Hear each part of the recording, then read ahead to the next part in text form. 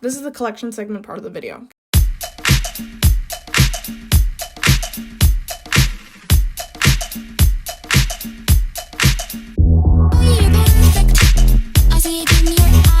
Let's start off with the movies. I have all of the movies, if you must know. I have roughly 2 of each, kind of. I'm getting there. So, first things first, I have 2 of the first 2 Twilight movies, right? I'm kidding. I only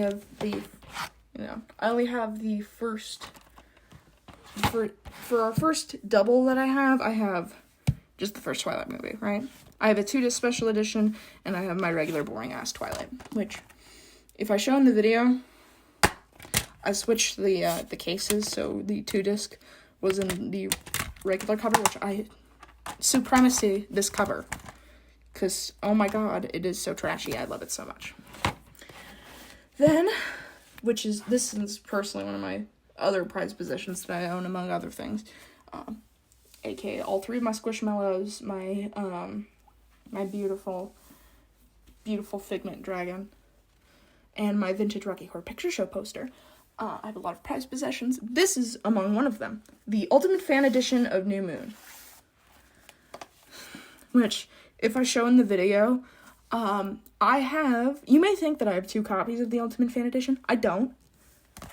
Psych, it's just 21 Jump Street. The series with Johnny Depp. Because I wanted an excuse to display the case, but I didn't want...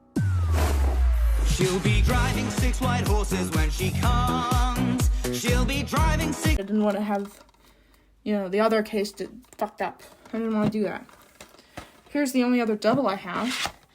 Eclipse, and it's a similar case to my first Twilight movies. I have a single disc edition and a 2-disc edition.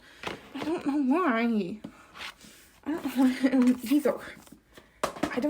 No one likes Eclipse. I've never met an Eclipse fan in my life. Here's another New Moon. I have the extended edition of Breaking Dawn, and that was the discs falling. Oh my Jesus Christ. But, yeah, inside this one, it's a Good Charlotte's video collection. If you're wondering, I believe it does include Anthem. Yes, it does. It's a new day. Of course it does, because it wouldn't be an American classic without it. And I have my 2-disc set of Breaking Dawn, the regular edition. That's what's special about that one. But I think the funniest thing from the first Twilight onwards is these jump to sections of these special features. So, if you were alive during the Twilight, or you were conscious mostly, if you were conscious during the Twilight love/hate train, you would know about Team Edward and Team Jacob. For those who don't, I will give a brief explanation if you're my grandma. I'm kidding, I don't have a grandma. I'm kidding, I do, but I don't. Anyways, Team Edward and Team Jacob were 2 teams given to respected Edward Cullen and Jacob Black. The whole purpose of the teams were, which one is Bella gonna end up with?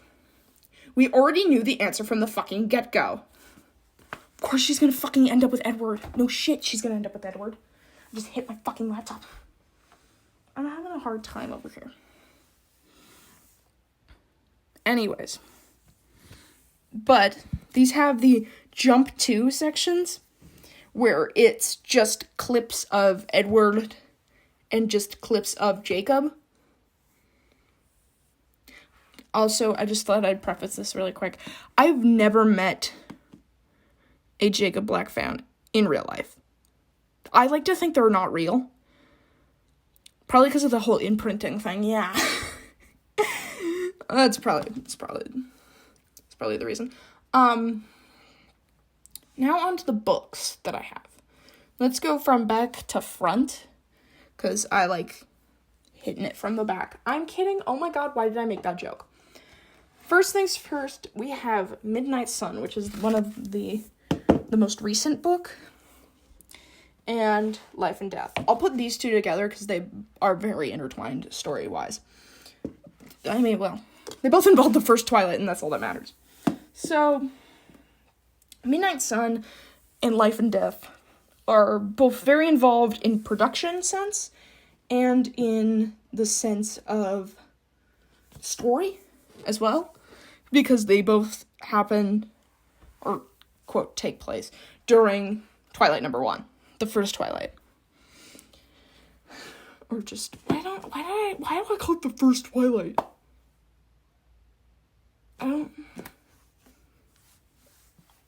Whatever. Just pretend I said Twilight. Drink every time I say Twilight. Twilight drinking game. Drink every time I say Twilight, or literally, whatever. So these both are, as I was saying, these both are very intertwined in production and in story, which I already kind of discussed the whole story bit. Let me tell you about production. For those who are unaware, Stephenie Meyer originally intended Midnight Sun to come out in 2008, I think. From my memory, it's 2008. You know, because the first movie was, came out that year in, like, October. And, I'm trying to get on my bed. This is really hard. And, to coincide with the movie, I assume. So, she started writing. She wrote the manuscript, alright? And people, when they got wind of this, were, like, shitting, coming, pissing, and bleeding in their pants because they wanted this so bad. And I completely understand. It's Twilight from Edward's perspective. Edward's a dumb stalker, gaslight, gatekeep, girl boss man. Well, guy boss. I said gay boss. I'm one of those. Gay boss. That's gay CEO. Sorry. So, originally, it's supposed to come out in 2008 to, I assume, coincide with the movie. But, I forget who exactly, but someone, on fucking Stephenie Meyer's friends list accidentally released the manuscript, by going behind her back and releasing it anyways. And Stephenie Meyer got justifiably pissed. While people were foaming at the mouth, and having to get tetanus shots, Stephenie Meyer was angrily posting on the internet being like, whoever went behind my trust, I hate you, and I never want to discuss with you again. And, and the thing that really blew fans away was when she said that fans aren't going to get it this year. It's the equivalent of when your mom takes your phone away, if you've ever experienced that before. It's like, this is something that you love. This is a series you love, and then it gets ripped away from you by its creator. And a lot of fans got justifiably pissed, and a lot of them got really sad, but a lot of them were angry. Because why punish the fans over something that someone else did? I mean, yeah, sure. Whatever. Cut to 2015. Alright, it's Twilight's 10th anniversary, alright? And, this is, Stephenie Meyer's like, this is going to be the year. This is going to be the year it's going to release, until E.L. James walked in. And E.L. James had released, what was it called? Dark? Whatever. It's 50 Shades of Grey from Christian Grey's perspective. A.k.a. Mommy Issues perspective.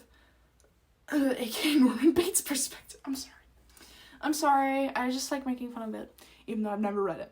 I'm allowed to. People already have ripped it to shreds for other reasons that I cannot discuss. Go watch.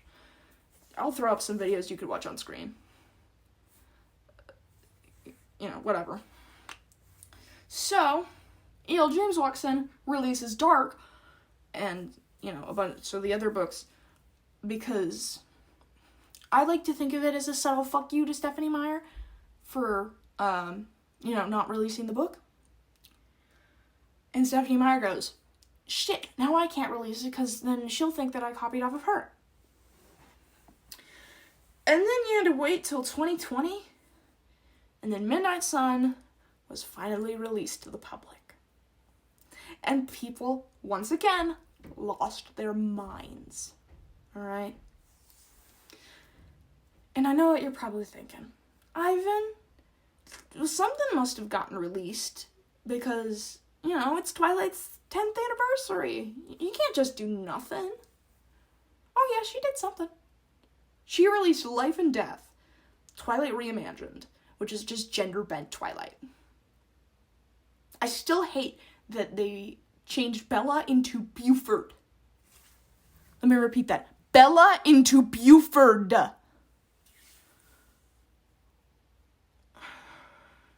This is the reason I drink at night. I'm kidding. I don't drink for legal reasons. That is a joke. So, which, as you can figure, fans were disappointed by this, because nobody fucking wanted a gender-bent version of Twilight. No one gave a shit. No one cared. Nobody gave a shit. Who cares? AKA, most Twilight fans just like to forget that Life and Death doesn't exist. And some would like to say the same thing about Breaking Dawn. So, my copy of Breaking Dawn is kind of special, in a way. And I'd say the same thing about my first ever Twilight book.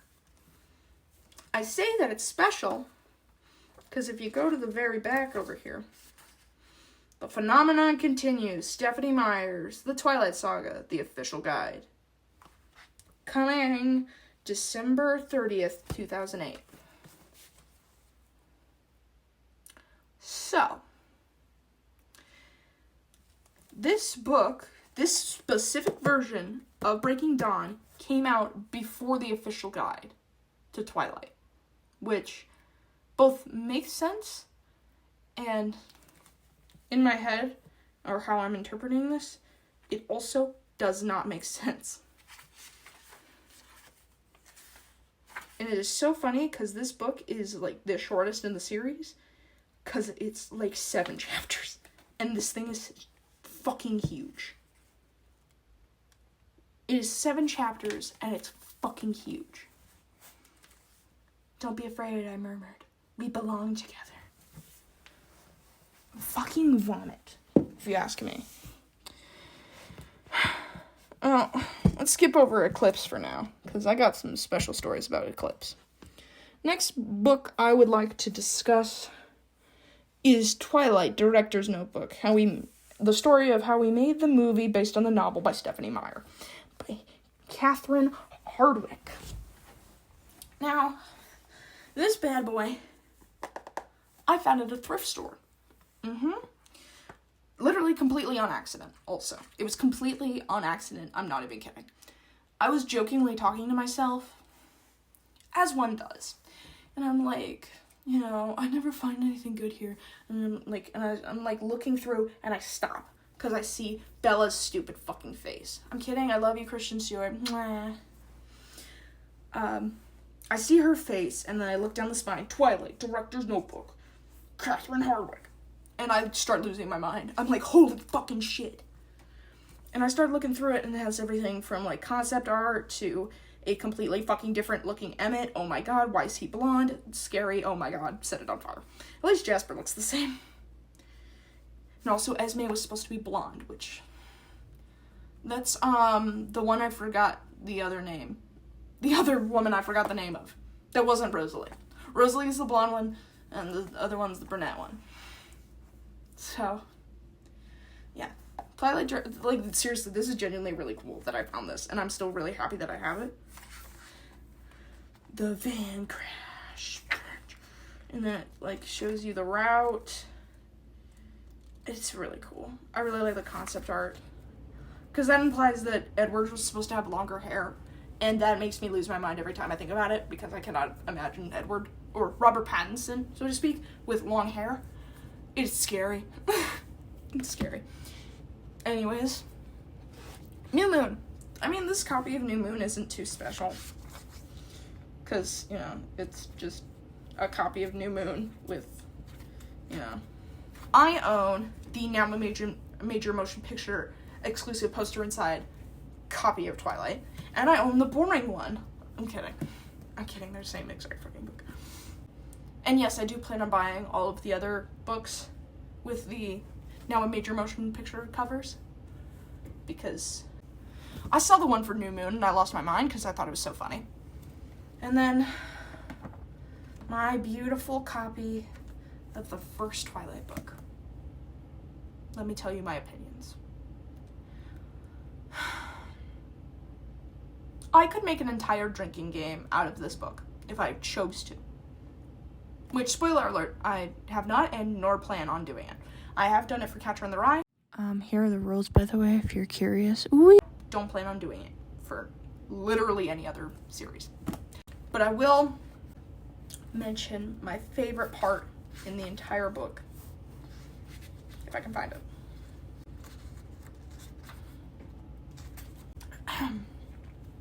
This is a dramatic reading of page 318 of Twilight, aka my favorite part in the entire book, because it makes me laugh out loud. It makes me laugh so hard.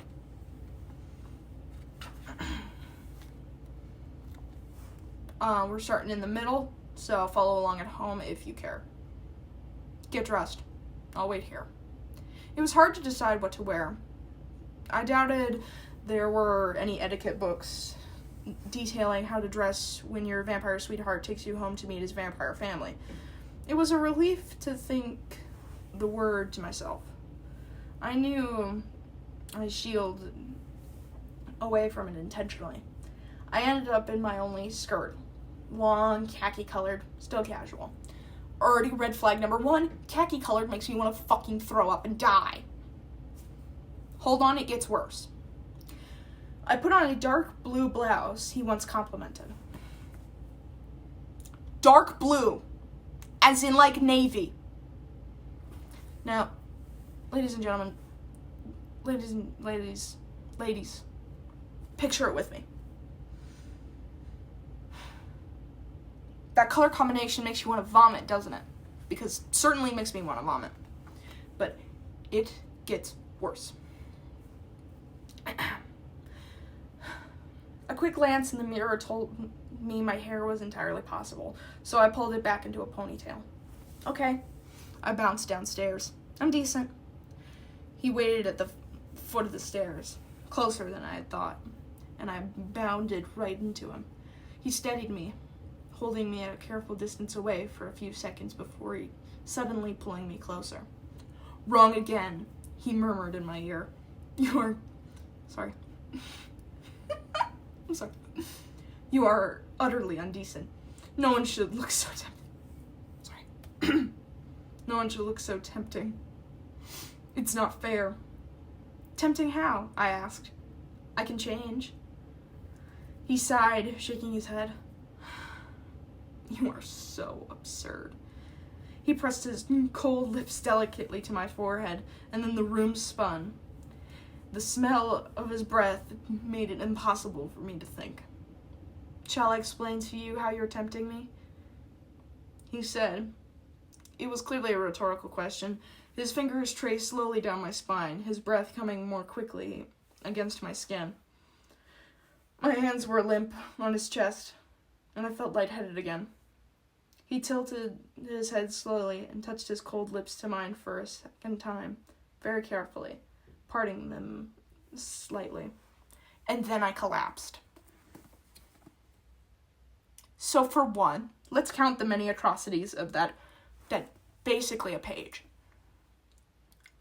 1, khaki-colored skirt. Oh my god, Jesus Christ. In my head, it's disgusting and it makes me want to set my body on fire. 2, dark blue blouse to be paired with it. Oh my god, I want to throw myself into the Nile River. Jesus fucking Christ, that is the ugliest thing I've ever seen. Oh my god. Gucci fucking... It's me bashing the book against my head, because holy shit, oh my god, that hurts my head. And this is really what sells that Stephenie Meyer, which, if you don't know, Stephenie Meyer's a Mormon. I'm pretty sure she's a Mormon. She's an old woman, that's all I know. I was told she was a Mormon. I'm sorry. Someone probably joked that to me, and I just took it seriously. I don't know. Correct me if I'm wrong. I'm kidding. Don't. I'll look it up myself later. You can tell she was a Mormon because she wrote Edward getting real turned on over a khaki-colored skirt. Jesus fucking Christ.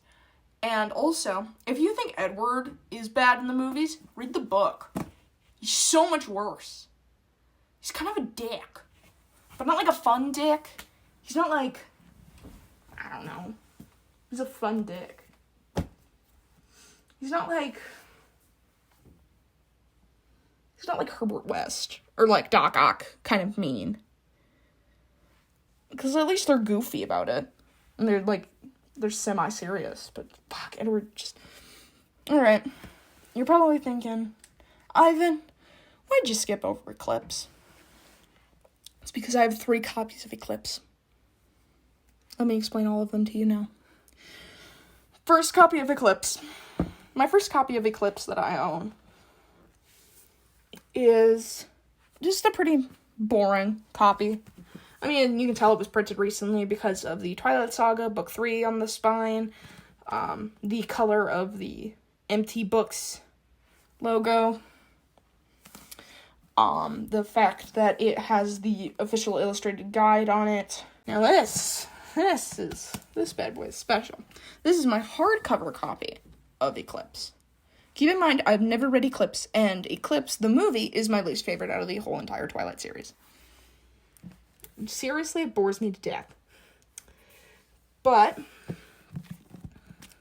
this is even more special because it's from my high school. I will have to blur it if I show the back. I will have to blur it, which that's going to be real fun for me to do. But you can tell it's very beat up, battered, it's been through hell and back. But let me tell you the quick, this isn't really like a fun story, but, whatever. I'll still tell you it anyways. So, at my school, we have electives, right? We're like every other fucking high school on the planet. We have electives, and one of the electives is that you can be a library aide, aka you can help the fucking librarian, which, I call it the ultimate Jeff Winger blow-off class, especially if you're smart. Oh my god, you do nothing all day. Especially if you're on, the main desk.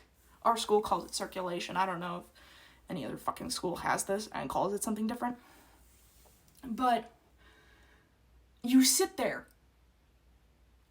all day and do nothing.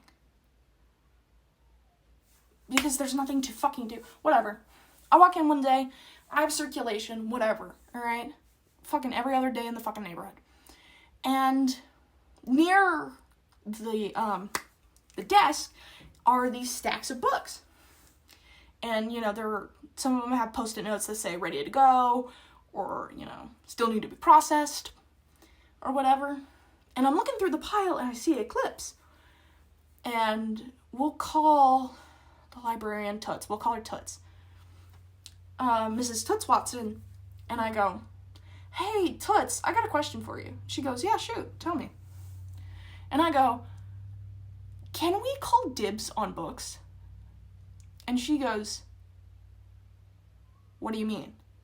And I go, oh, well, I just see this copy of Eclipse here, and, I was wondering if I could have it. And she starts talking about the whole book process, which I've already heard 500 times, because I had to read this little manual. It felt like applying for a job that I wasn't getting paid for. Whatever, right? Move on with your life. Bing bong. But she she's like, hand me that stamp. And I go, okay. And I look at the stamp and it says discard. And I'm like, oh, fuck yeah, it's gonna be mine. She does all the things. She, stamps it, blocks out the code. She's like, here you go. It's yours. And I'm like, fuck you guys. I got it before you did. Fuck you. Yeah. I mean, I'm never going to read this specific copy. I'm going to read my copy that I bought at Barnes & Noble because of the next book I'm going to talk about, my third and final copy of Eclipse. Now, this one, I think is pretty special. This one is very special to me. Because when I first bought my first couple copies of Eclipse, my first couple copies of the first books, aka I bought Twilight, I bought New Moon, and I bought Breaking Dawn. And I also happened to buy this copy of Eclipse, not realizing what I had done until I had gotten home. And I'm looking through all the books, and I'm, like, fawning over them. I'm like, oh, I finally get to own the entire Twilight series. And I'm basically making out the books at this point. And, I come to Eclipse, and I start flipping through it, and I go, wait a second, why are there accent marks everywhere? Why don't they use quotes? And I keep looking through it, until I noticed, and I think it was Loca or Bueno. And I started looking through the book again. And then I realized it's entirely in Spanish. The entire book is in Spanish. I own a Spanish copy of Eclipse. Which, there are multiple warning signs for, I don't know why it was a Spanish copy of Eclipse that I didn't notice when I bought it. One, the entire book, the backside of the book, is entirely in fucking Spanish. This little subtitle under Stephenie Meyer's name, in Spanish. The book company is not the same as all of the other Twilight books. So yeah, I accidentally bought a Spanish version of Eclipse. And yes, I do plan on keeping it as a keepsake. Don't worry, ladies and gentlemen, it's almost over. We have about 2 more books left, if you include the one that I'm about to talk about right now. The Twilight Comparison. The Unauthorized Guide to the Series. It's pretty self-fucking-explanatory. It is I assume, unauthorized guide to Twilight. And it's 19 chapters. I'm pretty sure it's even guides you through, like, the first movie. Because this came out in 2008. So, roughly about the first time the first movie came out. Maybe before. Anyways, our third and final piece of Twilight media. I'll read an excerpt. Oh, fuck the paperwork, he growled. He lunged at me, pushing me against the wall of the elevator. Before I know it, he got both of my hands in one of his, in a vice-like grip above my head, and he's pinning me to the wall using his hips. Holy shit. His other hand grabbed my hair and yanked it down, pulling my face up, his lips on mine. It's not only... Wait, I can't read. It's only just not painful. I moaned into his mouth, giving his tongue an opening. If you could guess from that, I own 50 Shades of Grey. AKA Twilight fanfiction.